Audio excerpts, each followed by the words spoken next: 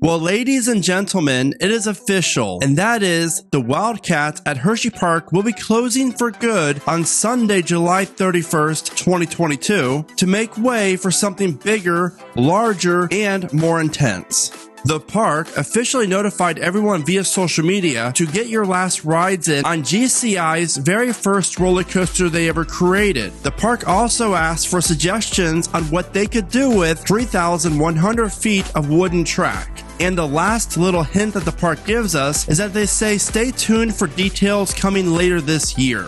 I'm going to share all my thoughts and predictions regarding this pre-announcement to a bigger announcement coming later this year. What does it mean for Hersheypark? How large of a coaster could this really become? And after this ride's built, where does it place Hersheypark within the coaster lineups in the country? Top 5, top 3, or dare I say top 2? Welcome to Theme Park Predictions and more. My name is Brandon, and this is extremely exciting news because we haven't seen many coaster announcements take place in the last 3 to 4 years. And Hersheypark is finally going to be doing something with their worst wooden roller coaster. I mean, Wildcat has a fantastic looking layout, and I've ridden this ride many times before, and it's not that great. Even with the GCI Millennium Flyer trains, you're still going to have a very rough ride experience, and it's really sad that Wildcat is by far the worst wooden roller coaster at Hersheypark. So I'm very thankful that the park is not going to just bulldoze the attraction and then build something entirely new on top of it, but instead they're going to use the supports and add on to the supports where they need to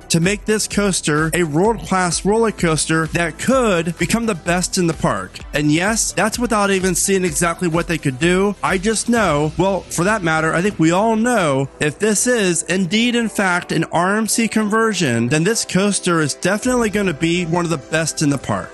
But what if it's not an RMC conversion and instead it's going to be GCI's first full circuit coaster featuring the Titan track?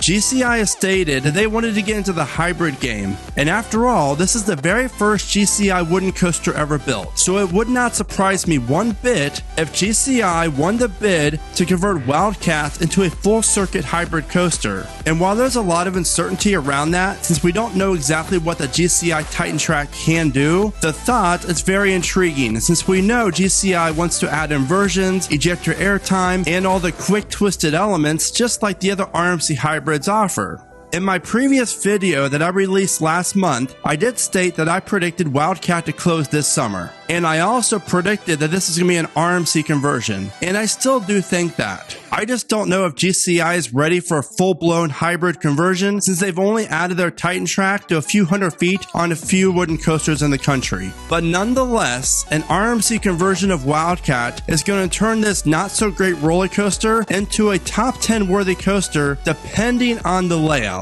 So how big are we talking? Because usually when an RMC converts an older wooden coaster into a hybrid, they add at least 20 to 40 feet onto the lift hill itself, which creates a much steeper drop, higher speeds, and a more intense overall ride experience. And currently, Wildcat stands at a height of 106 feet and features a drop of only 85 feet. So I definitely think they're going to add on to the height and of course make the drop much larger.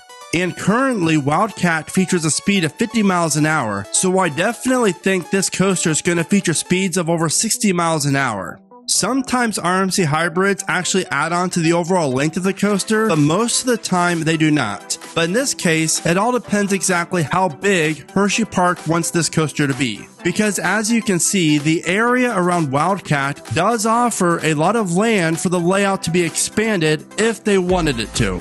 And I think a lot of it's going to fall back onto ROI, which is return on investment. Would it make sense financially for Hersheypark to make this coaster, let's say 180 feet tall versus 120 feet, which would obviously add to the cost of the overall ride because it's going to be longer, faster, and include a lot more elements with the additional height? Does it make sense for the park to spend the extra money on the additional height when they could just make it 20 or 30 feet taller and still see the same amount of people come through the front gate?